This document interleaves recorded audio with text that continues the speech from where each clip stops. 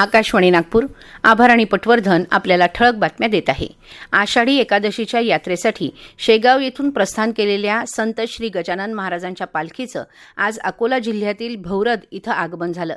जिल्ह्याच्या सीमेवर तसंच मार्गावरील विविध गावांमध्ये भाविकांनी पालखीचं उत्साहात स्वागत केलं. यंदा श्री संत गजानन महाराज पालखी सोहळ्याचं 57वे वर्ष असून या पालखीमध्ये सुमारे 700 वारकरी सहभागी झाले आहेत. यावर्षी पालखी सोहळ्यातील पायी दिंडी अकोला जिल्ह्यातील बाळापूर तालुक्यातील पारस इथून मार्गक्रमण करीत आहे.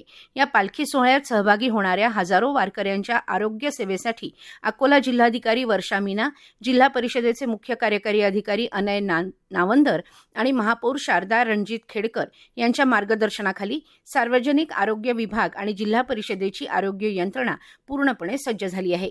मुख्यमंत्री देवेंद्र फडणवीस यांच्या उपस्थितीत मुंबईत यशवंतराव चव्हाण महाराष्ट्र मुक्त विद्यापीठ आणि महाराष्ट्र माहिती तंत्रज्ञान महामंडळ यांच्यात झालेल्या सामंजस्य करारामुळे राज्यातील आपले सरकार सेवा केंद्र चालवणाऱ्या सुमारे 40,000 ग्रामीण माहिती तंत्रज्ञान व्यावसायिकांना अद्ययावत शिक्षण आणि प्रशिक्षणाची संधी उपलब्ध होणार आहे.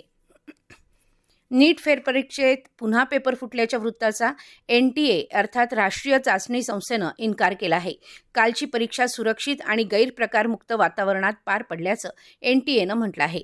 महावितरणच्या स्मार्ट TOD अर्थात टाईम ऑफ डे मीटर योजनेमुळे नागपूर आणि वर्धा जिल्ह्यातील वीज ग्राहकांनी गेल्या 10 महिन्यात तब्बल 5,70,00,000 रुपयांची बचत केली आहे.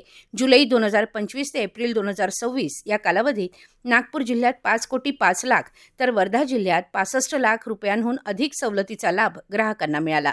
दिवसभर चांगलं ऊन तापलं असताना सायंकाळच्या सुमारास नागपूर शहर आणि ग्रामीण भागातील काही भागात वादळ वाऱ्यासह जोरदार पाऊस आल्यानं वातावरणात गारवा निर्माण झाला असून शेतकऱ्यांसाठी आनंद देणारा ठरत आहे.